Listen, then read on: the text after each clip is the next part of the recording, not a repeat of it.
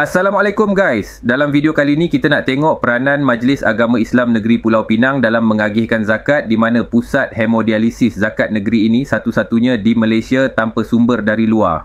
Semalam, lepas selesai pengerusikan mesyuarat ahli Lembaga Pengarah Wakaf Majlis Agama Islam Negeri Pulau Pinang, Tok Mat TKM1 singgah ke Seberang Jaya nak sama-sama raikan jururawat Pusat Hemodialisis Zakat PHZ Majlis Agama Islam Negeri Pulau Pinang dalam Majlis Apresiasi Jururawat PHZ Majlis Agama Islam Negeri Pulau Pinang 2025.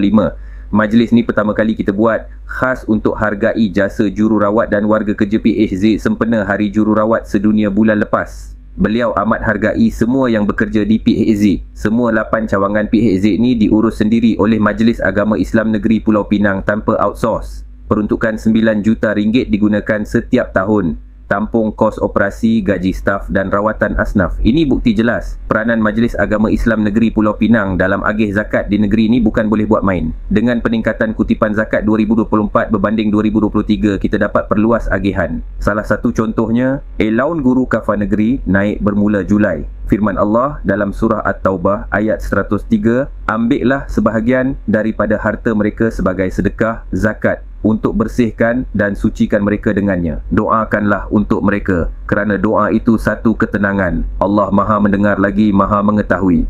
Di Pulau Pinang, Majlis Agama Islam Negeri Pulau Pinang memang badan yang diamanahkan urus hal agama Islam, termasuk zakat dan wakaf. Tok Mat TKM1 nak tegaskan, dana zakat ni adalah dana negara. Kutipan zakat harta majoriti datang dari pembayar individu dan korporat. Bila mereka dapat pelepasan cukai, hasil negara dari LHDN tu berpindah kepada Majlis Agama Islam Negeri Pulau Pinang untuk diurus dan diagih sebaiknya. Semalam juga beliau ada duduk bincang dengan pengurusan zakat Majlis Agama Islam Negeri Pulau Pinang. Antara yang dibincang, strategi nak tembus sektor penjawat awam supaya lebih ramai bayar zakat di negeri ini.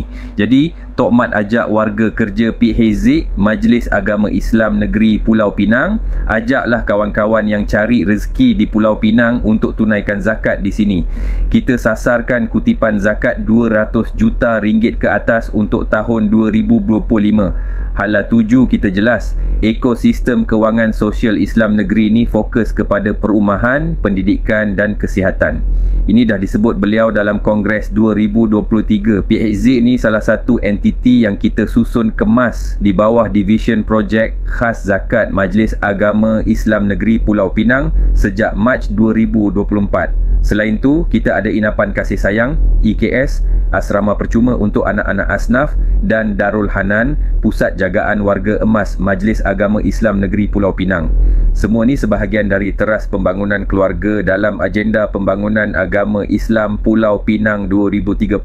Sekali lagi beliau nak jelaskan, semua urusan zakat dan wakaf di negeri ini dibincang dalam mesyuarat Majlis Agama Islam Negeri Pulau Pinang dan dilapor terus kepada Kebawah Duli Yang Maha Mulia Seri Paduka Baginda yang di-Pertuan Agong sebagai Ketua Agama Islam Pulau Pinang. Akhir sekali, Tok Mat TKM1 sampaikan sijil penghargaan kepada kaki tangan PHZ yang berkhidmat penuh dedikasi dan jiwa. Like dan share video ni jika bermanfaat.